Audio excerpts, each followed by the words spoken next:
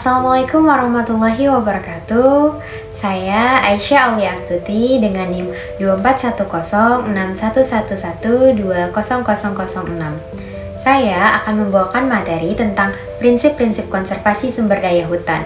Materi ini sangat penting untuk dipahami karena hutan merupakan sumber daya yang tidak ternilai, yang perannya bukan hanya bagi lingkungan sekitar, tetapi juga bagi kehidupan manusia secara global. Kita akan membahas 5 prinsip utama konservasi hutan yang menjadi fondasi bagi pengelolaan hutan lestari.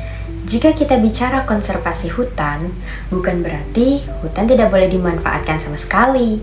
Justru, hutan harus tetap memberi manfaat bagi manusia, tetapi dengan cara yang terkendali. Hutan menyediakan banyak hal, kayu, rotan, madu, buah-buahan, juga jasa lingkungan seperti air bersih dan udara segar. Tetapi kalau tidak dijaga, hutan bisa rusak, ditebang habis atau terbakar sehingga fungsinya hilang. Nah, disinilah peran prinsip konservasi sebagai pedoman supaya hutan tetap terjaga keberadaannya, sekaligus tetap bisa memberi manfaat. Prinsip pertama adalah keberlanjutan. Hutan bisa digunakan, tapi harus tetap ada untuk generasi berikutnya. Artinya, kalau kita menebang pohon, jangan sampai habis tanpa ada upaya menanam kembali. Ada sistem tebang pilih. Misalnya, di mana hanya pohon dengan diameter tertentu yang boleh ditebang, sementara pohon muda tetap dibiarkan tumbuh. Selain itu, ada reboisasi atau penghijauan untuk memulihkan hutan yang gundul. Dengan pengelolaan seperti ini, manfaat hutan tetap bisa kita nikmati sekarang, tapi juga bisa diwariskan kepada anak cucu kita nanti. Prinsip kedua adalah keanekaragaman hayati. Hutan kita luar biasa kayanya. Bahkan Indonesia sering disebut mega biodiversity country.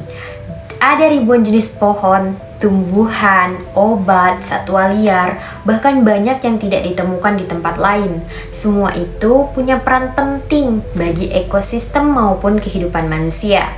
Kalau satu spesies hilang, keseimbangan ekosistem bisa terganggu. Karena itu, konservasi harus melindungi semua tingkatan biodiversitas, gen, spesies, dan ekosistem. Penerapannya bisa lewat taman nasional, suaka marga satwa, dan cagar alam.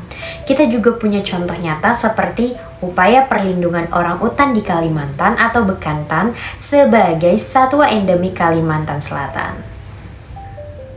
Prinsip ketiga adalah pemanfaatan bijaksana. Artinya, hutan boleh dipakai, tapi harus dengan cara sesuai dengan daya dukungnya. Kita tidak bisa mengambil semua hasil hutan sekaligus. Contohnya, rotan atau damar diambil hanya sebagian, supaya ada yang tersisa untuk tumbuh kembali. Hutan juga bisa dimanfaatkan tanpa merusak, misalnya lewat ekowisata. Orang bisa datang menikmati keindahan hutan, tapi tidak menebang pohon. Dengan cara ini, hutan tetap menghasilkan manfaat ekonomi, tetapi keasliannya tidak hilang. Prinsip keempat adalah partisipasi masyarakat dan kearifan lokal. Konservasi tidak akan berhasil kalau hanya dijalankan oleh pemerintah atau perusahaan. Justru, masyarakat yang hidup berdampingan dengan hutan sering punya aturan adat yang lebih efektif. Misalnya, ada larangan menebang pohon di hutan keramat. Ada juga sistem lubuk larangan di Sumatera, yaitu larangan mengambil ikan dari sungai di waktu tertentu supaya populasinya tetap terjaga. Program hutan desa dan hutan kemasyarakatan juga membuktikan bahwa masyarakat bisa menjadi pelaku utama konservasi jika diberi hak kelola. Prinsip terakhir adalah keadilan antar generasi. Kita tidak boleh serakah. Apa yang kita nikmati sekarang, seperti udara segar, air bersih, kayu, dan hasil hutan lainnya, juga hak anak cucu kita nanti. Artinya, kita punya kewajiban moral menjaga hutan supaya tetap utuh. Itu bisa dilakukan dengan reboisasi, perlindungan hutan lindung, hingga kebijakan pembangunan yang tidak merusak hutan. Kalau kita menghabiskan semua sekarang, generasi berikutnya tidak akan punya apa-apa selain kerusakan.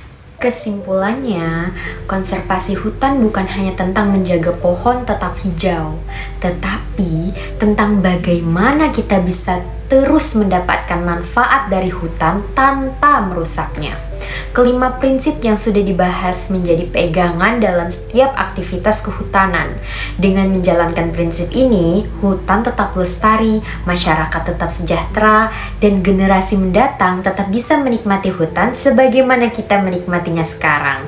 Jadi, konservasi adalah tanggung jawab kita bersama untuk alam dan untuk masa depan. Sebagai penutup, kelima prinsip ini tidak bisa dipisahkan satu sama lain.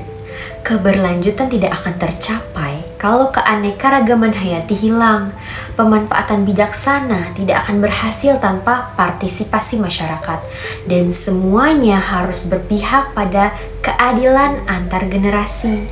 Jadi, konservasi hutan bukan hanya soal lingkungan, tetapi juga soal ekonomi, sosial, dan keberlanjutan hidup manusia itu sendiri.